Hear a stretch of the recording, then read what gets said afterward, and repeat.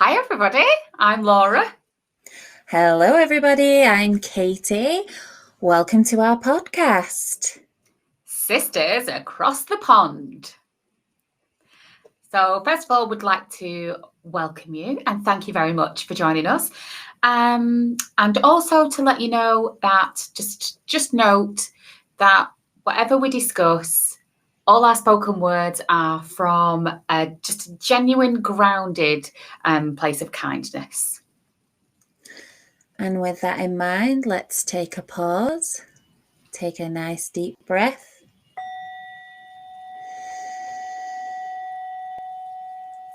And relax your shoulders, release the breath, and just be. Beautiful. Thank you very much, Katie. Well, welcome to episode number 4. 4, quattro. I know. So I'll let you introduce this one, Katie. What's this episode called? So the episode is called Too Fash, Too Faux. And it's a little bit of a chat about how Laura and I have some of our own individuality, especially with regards to our style. Although I came in a what would you say, is this maroon? Like a maroon colored top? Yeah, this is very burgundy maroon. I don't know. As you can tell, I'm real good with naming colors. But it's a really nice, comfortable top, but it's not very self-explanatory for my style. I wouldn't say I've ever been classed as a fashionable person. However, saying that, I often find myself catching sight of like the paparazzi photos of like supermodels and, celebrities, and you see them in the airport and they're usually like in something baggy or whatever, and they've just thrown things together and everyone's like, oh, she was just seen in such and such a top and she paired it with these sneakers and yada yada yada. And I'm there going, I wear that stuff every day and nobody tells me I'm fashionable. Nobody takes pictures of you. No. In fact, it's more common that people will be like, okay. I had one lady, I was out walking, it was a little while back, and she stopped me in my tracks and said, do you know, I just love people who don't care what they look like. They throw clashing colours on, clashing patterns, and they just don't care what anyone else thinks. And I was like, thank you. I was like, what's that? And I'm walking away and I was like, I don't think that was a compliment, but maybe it was. Maybe she thought it was. I don't know, but she was brave enough to tell me what she thought, so good luck to her. Well, in fact, the same happened to me literally just a few weeks ago. So Leo and I were gone out for a little walk around the village, and I just threw my big coat on, which is bright red, and then I just put my trainers on because we were just going out for a walk. And my trainers are like they're like a neon-y type blue, you know, because they're really bright and they've got neon pink laces. Mm-hmm. And we was walking past, and I'm going to say that an elderly lady approached, and she turned around and said to Leo, "Oh, somebody needs to tell your mum that her shoes don't match her coat." And I was like, ooh. I'm like,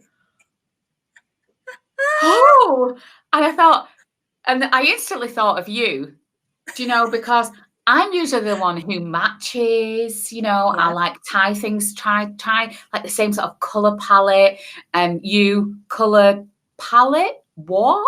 What's a color palette?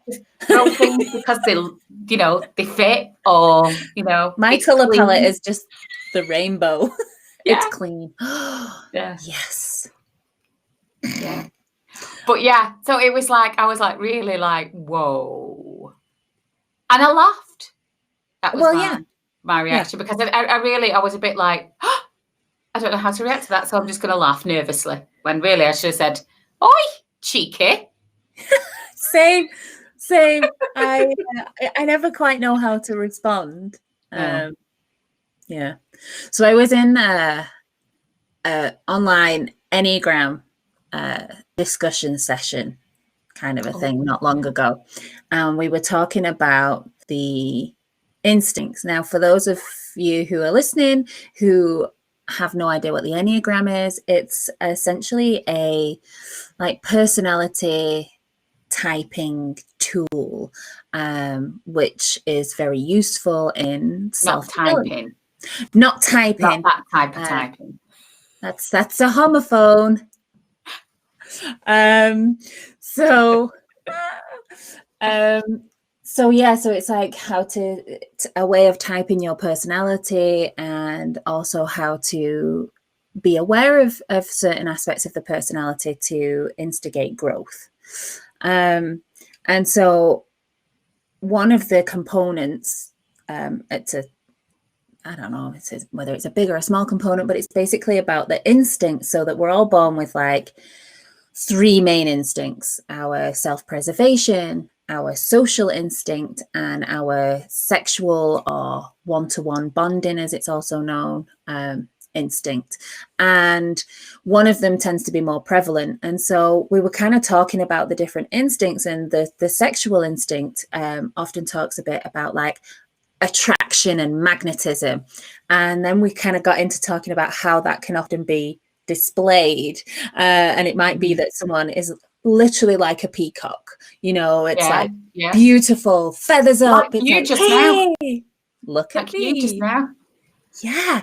And so I'm kind of chuckling to myself, and I'm like, if anyone sees me, it's because they see me. It's because I have 3 different patterns that probably don't really go well together, and there's usually at least 3 or 4 colors, and it's just a feast for the eyes, usually, with a tinge of maybe like, I don't know, that I don't have a home or an owner or something. There's no one to tell me that. A mirror. I have a lot of mirrors. You do. I often remember Auntie Anne saying it's pointless having a conversation with me if there is a mirror in the room, because I'll just be looking at myself. Yeah, you do. You're talking about. I know somebody else has picked up on that trait of yours, and that's Leo. He does that too. I can't help it. I need to know what I look like at all times. But you don't see that.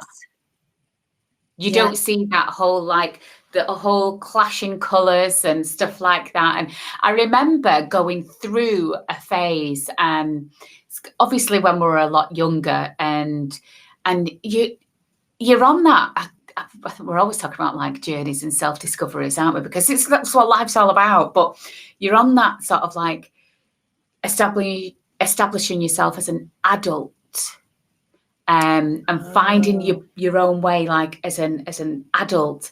And I don't mean like when you're like 16, 17, because that's totally different. I'm talking like 20s. Do you know, when you actually, oh gosh, I'm like, I've got to be responsible for this, that, the other, where before it was all like, just act like an adult, The worst part of being an adult. Yeah. But then when you get a little bit, you get all that responsibility on, and you're going out and trying to find your partners in life, or search for friends, or wherever you might be, going into new places of work and things like that. But you're just trying to establish who you are at that point in your life, because we reinvent ourselves all the time. Yeah. But it's that I just remember that moment of being, because we used to go out and socialize a lot together when we were younger. Well, we always have done, haven't we? And I just remember sometimes just going, are you really? Is that what you're wearing? Oh, are you really coming out clubbing? Like with me like that? Well, I haven't got anything else to wear. Right, here, wear this. Do you know when you used to so much of that going on. But that was that sort of period in your life where it's like, hold on a minute, I'm going to be seen like this. So then please don't make me look silly. Do you know, because that was just, and then that soon dropped and I do not have enough fingers or toes to count how many times you looked me from top to toe with judgment. Like, really? Okay. And it was like the slow kind of coming to terms with it. And I don't know whether it was the, like, have I taught you nothing kind of. Yeah. Or it was like, okay, it's like just slow acceptance of this. I guess this is just who you are. And it's that I often think, you know, when I go shopping, obviously I've mentioned previously that I think I am like this model-esque figure of a woman. But it has to like jump out at me. And I think I remember Mum saying that a lot. Like when we would go shopping, she's like, you know, if it doesn't jump out at me, and then I'm not going to pick it up. You're not. I mean, to be fair, I used to love going shopping, and it's not for me anymore. I'm not really that bothered about that. But then that's probably from having Leo. I'm not particularly bothered because I think. I mean, I don't want to put everybody in the same category, you know, because I hate doing that. I don't like everybody being like, what's the saying, tarred with the same brush. Yes. It's an old fashioned, it's one of my nanas, that I think. Yeah. But like, I think sometimes from my point of view, when I became mum, that wasn't an interest of mine anymore. Do you know, going out shopping and even like the whole like makeup wearing. I mean, these things are slowly coming back now. Leo's getting older and getting his own independence. But, you know, it kind of just like everything goes into your little child. I remember seeing somebody had put on, it might have been one of the social media sites, and they'd put on something like, I think maybe I need to go shopping and get myself some new like knickers or pants, wherever you are in the world, whatever you call them. And it was like, because I have an 8-year-old and my pants are older than my child. You know, and that is just so true. And I really was like, even though I was laughing my head off, I'm like, gosh, yeah. So it was like then that like Christmas. I mean, obviously Leo's not 8 yet, so that didn't apply to me with the length of time, but it was still as near as damn it, you know. Yeah. And that year I was like to my husband, please, for Christmas then, please could I have some vouchers so I can go and buy myself some new underwear? Because it really struck a chord with me that how much, you know, mums are all about, you know, that's their main focus of life, isn't it? So, but so then, you know, that's the fashion sort of side of it thing, just sort of like just tailed off for me. And then plus, not only that, I wasn't working. Do you know, I was made redundant. There's no kind of get up and present yourself in a certain way. So I was like, I was a stay-at-home mum, and my life was just about like play dates with other kids and stuff like that when Leo was little. So it was never really, I don't really want to say it wasn't glamorous, because it kind of is quite a nice role to have, to be a stay-at-home mum, and I've been very privileged to be able to have that. Yeah, I really am.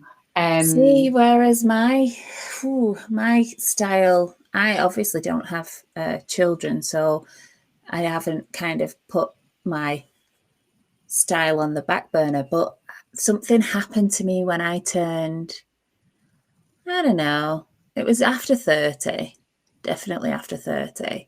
Might not have been much after 30, but I kind of turned this corner where I was like, I don't want to be uncomfortable anymore. And so I find that I seldom wear an underwire bra anymore because it was like I was just constantly in a state of discomfort. And it's like I got to a point where I was like, I don't want to do this to myself anymore. And that, I think, sorry for all the people who don't want to hear me talk about my breasts, but for me that was a big thing because I was always uncomfortable. Might get some more viewers if they know what we're talking about. You never know. Wah, wah, wah. Let's talk about boobs, baby. Let's talk about you and me. But yeah, I just got to a point where I was like, I just don't want to have this restriction anymore. And that was a lot to come to terms with because, as I mentioned, it was past the age of 30 when I started to go for comfort over, not that I ever had any, but style. And whoops. But it was accepting where my boobs are was hard because we are gifted in our generation of Murphys with larger breasts. And so accepting where naturally they belong these days was quite difficult. I'm sure many females out there can empathize. Yes, definitely. But I mean, to be fair, Katie, you've always had this. I mean, way back when we used to go out, and I used to like you say, look at you, like, are you really wearing that? But then all of a sudden, something happened. Then, just in a few years later, where then all of a sudden, I mean, I would say, looking back on photos of me, I kind of had a phase where my dress was very, can I say, slutty? I don't know whether I could say that. Dare you say it? I don't know. Does this mean we have to put an explicit button on our beat me out? Sorry, Mum. But the no, I think it was the fashion at the time as well, where it was like all really like low cut, and then it was like always like PVC as well. But I always, when I look back at photos and stuff like that of me now, I always think, I know. As if that's not outrageous. I know. Sorry for all those now who've like discovered how old we are. No, I look back at these photos and think, oh my goodness, do you know, I look like I belong on Hollywood Boulevard. Pretty woman, walking down the street, pretty woman. Yeah, honestly, on some of these, only unfortunately, didn't have the height or the slender frame as Julia Roberts, but I had these really large breasts that were like just completely and utterly like in your face. However, we have been very much, if you've got it, flaunt it. Like, I would. One of the nice things about, I suppose, our upbringing is that we were never really judged too heavily on what we looked like. No. I mean, coming up through Catholic school, you know, we often were told not to wear makeup or roll your skirt down or whatever. So we always had to kind of adhere to these very conservative, like, rules to how to look, how to dress. Yeah, very strict. But as soon as we had the opportunity to be individual, take it off, woo! Getting on the poles, pole dancing on nights out. Oh, find me a pole, and I'm like, that's me for the night. Or a cage. Often a club would have like a cage. Yeah. Oh yeah, find me there. No. Podium. Talk about that. Yeah, talk about that sexual instinct. You know, the kind of look at me, everybody. Thinking I just do that what these you days. look like. Or when you're like trying to like get on a pole and you're like, you know, and you don't actually look as glamorous as you think you do. Yeah. Well, so that's one of the reasons that I'm not the biggest fan of drinking alcohol, because it is that kind of in my head, I remember that thought of, yeah, you know, I was it. There was no flies on me. I'm really sexy right now with this dancing. And then the realization that actually, no, that is not a move you're very good at.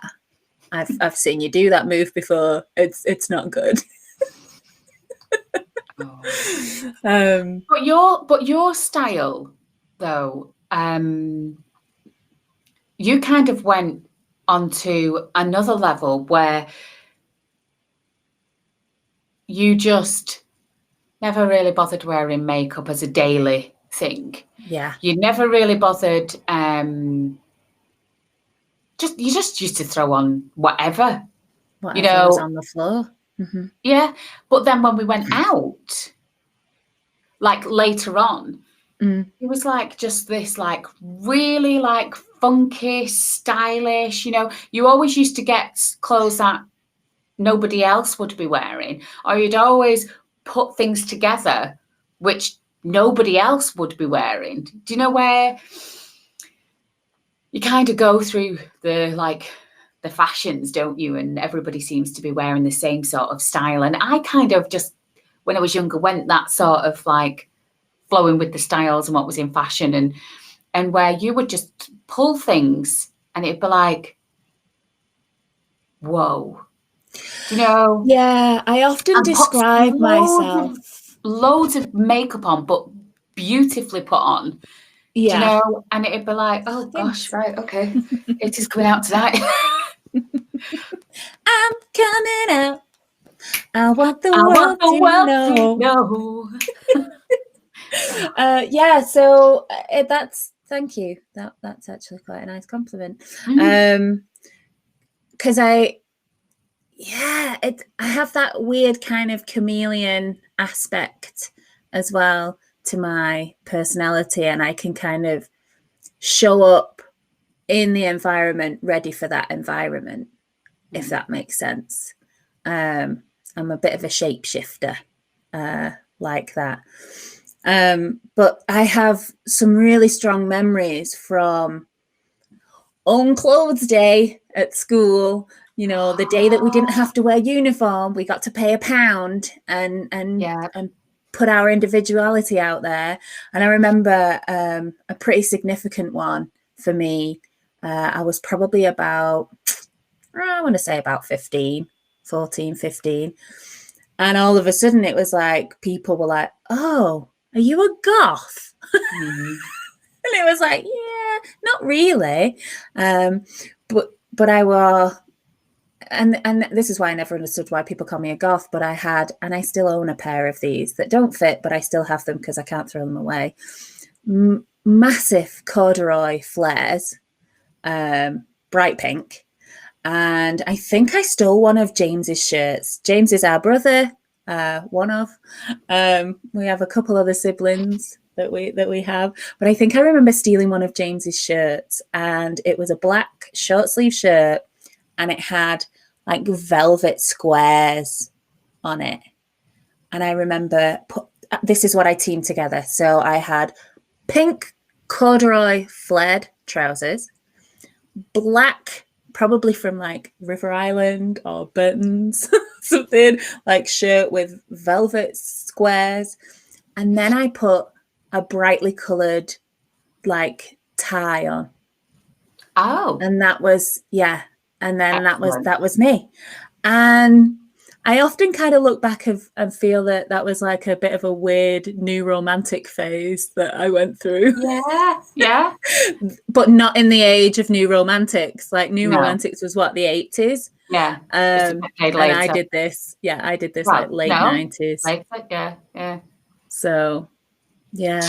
And I often find that's me, is when something is popular, I walk in the opposite direction. The minute it becomes unpopular or nobody knows about it, that's when I'm like, oh, why don't I do this? So that's probably why people often are a bit taken aback when they see me. Yeah. I'm out of context.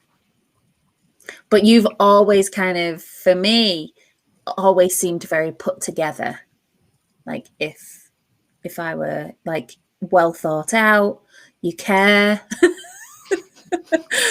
and obviously I love a good animal print. That's Oh, I love a good animal print. Yeah, that I'm all age. over an animal print. Yeah, but to be fair, I was a bit. Thank you for that as well. Yeah. I was a little bit late to the show with the animal print, and it's funny because everybody like started wearing it, and Mm. I was like, I really like it, but I just think it's too much for me because I was very like a, Oh, like the sort of like the one color type, not yeah. really very bright and big bright patterns. I've always kind of like sort of steered away from that sort of thing. Been a bit more reserved. Yeah, I remember actually there was one New Year and I was going to a party and I was really stuck on what to wear for this party and I hadn't got anything, and I think it was actually New Year's Eve that we went out shopping.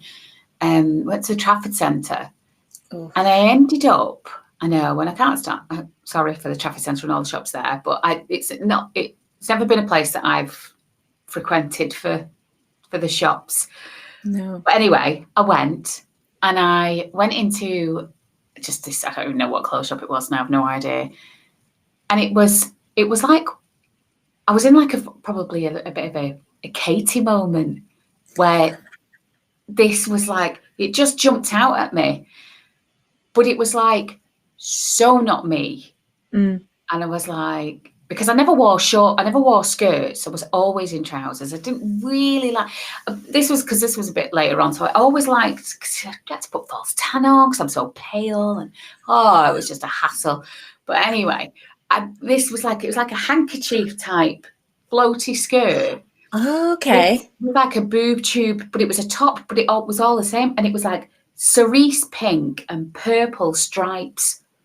But it was like, whoa. I remember that. Do you remember that? Yes. And I bought some bright purple stilettos. Yeah. And I had like a bright purple handbag. And I bought this outfit for a house party that I went to on New Year's Eve. And I was like, I don't know. Anyway, I took it into the dressing room, tried it on, and I was like, oh my goodness, this looks really good. Do you know? And I really surprised myself because I'd got to the point where I couldn't find anything and time was running out and I had to be ready and buy it. And I just thought, do you know what? I'll just get it, try it on quick, went, and I was like, oh, yes. And then like quick, bought it, went home, got dressed and then went to the party. And it was great because I got loads of compliments because it was something different than, than what I would normally wear. So I was like, oh. So I think that was the kind of time when I then started to introduce, I don't know, was a little bit braver with the patterns and things like that. And I think often it's probably because of that kind of fear of judgment. I know why I had that fear is because we went to Butlins when I was a kid. We went on a family trip there and my mum dressed me in these horrible stripy jeans and this polka dot top. And I think that's what haunts me about the big bold, that's what put bold me on. Patterns. Yeah. And then obviously we were the shell suit family as well. You know, we're known as that in our family. We're known as the shell suit family. Shell suit family. We all used to wear the same shell suits for some really bizarre, strange reason. And all at the same time. It wasn't like right, we're going out. Everybody get your shell suits on. Like the weirdest 80s Von Trapp family. Yeah, very weird. Very weird. Oh very my weird. Goodness, so funny. But then this is it. As the decades go on, you look back and go, oh gosh, what were I wearing? You know, you don't think that at the time. We'll probably think it in another like 15 years' time about what we're wearing now. Do you know? We'll probably look back on the interviews and go, oh, what we were wearing. I don't know whether it was only like a couple of years ago, but our Michael had converted from some VHS tapes I just stop you there. Online, to say that just to all our listeners and people who are watching, whenever Katie and I speak about our family, we always put the letter R in front. It's because we're from Manchester. And we confuse an awful lot of people, but Yeah. our Michael is actually just called Michael. Yeah. And we call him our Michael because he belongs to us. He belongs to us. Yeah, So absolutely. you always know someone belongs to us because we'll say "ah" before the name. Right. Sorry for interrupting. I just wanted to clarify. That's that to okay. listeners. So Michael had converted some like VHS tapes from like old family gatherings, and put like uploaded them so that we could watch them. And I made the mistake of watching it whilst I was at work. And I call it a mistake because it was I think it was like Nana and Granddad's. It was a wedding anniversary, whether it was like I think it was the golden. Golden, yeah. And so I was little. I was Right. maybe like 7 or 8. Mm. 8, I might have even been a bit younger than that. But I was bawling my eyes out. And for anybody that listening that does know me, they know that that's very unusual. I don't get emotional. It's like getting blood out of a stone, getting tears out of me. But it was because I could hear Grandad's voice, and I hadn't heard his voice since before he died, which was like, when was that? 20 years? 20 years or something? It's been a long time. A long time. And yeah, so I'm bawling my eyes out at that. And then the next thing I know, I see myself as this child running around on the dance floor like all kids do at family gatherings. And I was wearing like leggings and a t-shirt. And I was like, okay, all the other kids were in pretty lacy party dresses. And I was like, I just think Mum probably really tried to get me in a party dress, and I was having none of it. And it was so interesting to see that kind of seed, or whatever you want to call it, was growing right from the get-go. That part of my personality that's like, oh, everyone else is going to be wearing a party dress, I don't want to do it. Yeah, where I was a little bit closer to our older female cousins, and like, you know, I was like, they were really trendy Diffusing your at the hair. time, diffusing the hair, making it really, really curly because perms were in, and because mine was naturally curly, just got a diffuser to it and it went really curly. And, you know, yeah, so I was closer to them, so I was like following their fashion as well at the time, Although when we look back now, it is hilarious. It's amazing. But there's been many. Gosh, we could talk all night about all the different like fashion ups and faux pas sidewayses that we've had. Yeah, definitely. But you know, we haven't got all night to talk about these things. We haven't got all night. I know. But it may creep into later podcasts, just because. No doubt, because we just talk about this sort of stuff all the time anyway. Yeah. Wow. Although I must say, this is how well my family knows me. One Christmas from my mum, I get a little plaque that says, if the floor is full, please use the wardrobe, because that is where all of my clothes live. They all live on the floor. Even if I have several wardrobes, my clothes always find their way to the floor. And then I think it was another Christmas or a birthday, like not long after it, I got off you a keychain, which was like the definition of a floordrobe. And I was like, yep, everybody just knows how well I look after my clothing. Yeah. Well, again, that's another story, and that's a whole other podcast, is about us living together and the differences of us two living together as well, isn't it? So there we go. So you'll have to keep tuned, everyone, and listen to these loads of podcasts that we've got in the bag ready to chat about loads of different stories and Yeah. stuff about our past, and just, But I suppose what I would ask you is, do you think that what you wear defines who you are? at one point in my life, I would say yes. Mhm. Now I would say no. Yeah. Although that woman didn't seem to think so that I met a few weeks ago. Honestly, I'm always amazed by people who feel the need to say something about my hair, my style, my clothing choice, anything. For someone, a stranger, to approach another human and give them their unsolicited opinion, it's fascinating to me, because Yeah. it's something that I don't think I could ever do. Maybe I'm way too passive aggressive. Yeah, probably. I'm more like, Probably. don't worry, I'll hold this open for you. You just come on through. Thank you. It's usually some sarcastic comment that would leave my mouth, but yeah. Yeah, and again, I don't really know if there has been a point where my style has really defined me, because I've never really put it in that kind of category.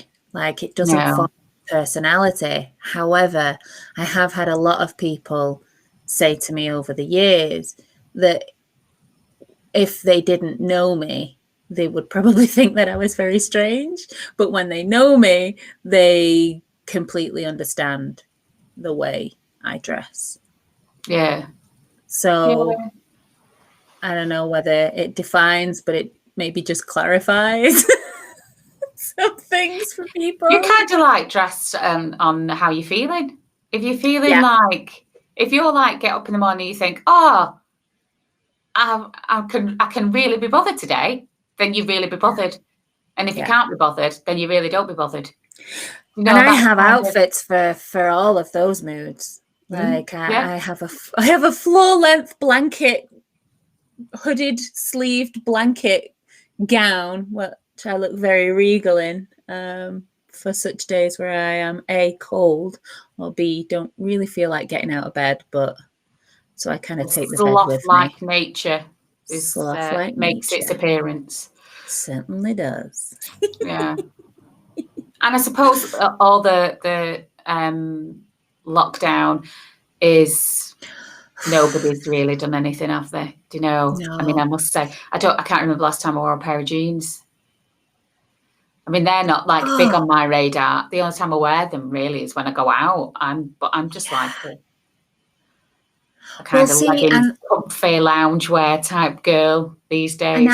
And I live in Cochrane, Alberta, which is very Western. Lots of people wear denim and jeans. It's kind of ingrained in the culture here. And I can't remember the last time I wore a pair of jeans. And then whenever I wear jeans, I always say that that's like my normal dress. Like, I'm dressed normal today because I've got a pair of jeans on. Yeah. You know. Oh. You get tried out for special occasions. It's fun. We like fancy dress and all that sort of stuff as well, don't we? Do you know? Yes. We like making an effort. And there's like, we have family members who really love the fancy dress as well. Mm-hmm. Our beautiful brother-in-law loves fancy dress. I've got some wicked pictures. Pictures of us all in fancy dress over the years. And yeah, definitely. Yeah.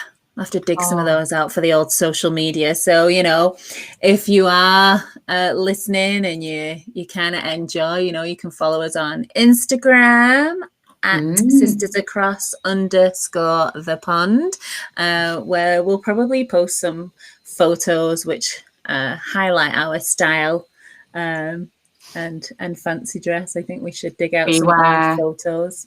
Yeah. Get those make sure to Yeah, make sure to check us out on Instagram or even on Facebook. You can find us at Sisters Across the Pond. But thanks for listening. Yeah, and subscribe to us on YouTube, and that's where you'll get all the podcasts as well. Okay. Yes. Well, thanks for joining us today for our Too Fash, Too Full. Too Fash, Too Full. And have a great week, everybody. Thank you for listening. And see you, love you, bye. Bye.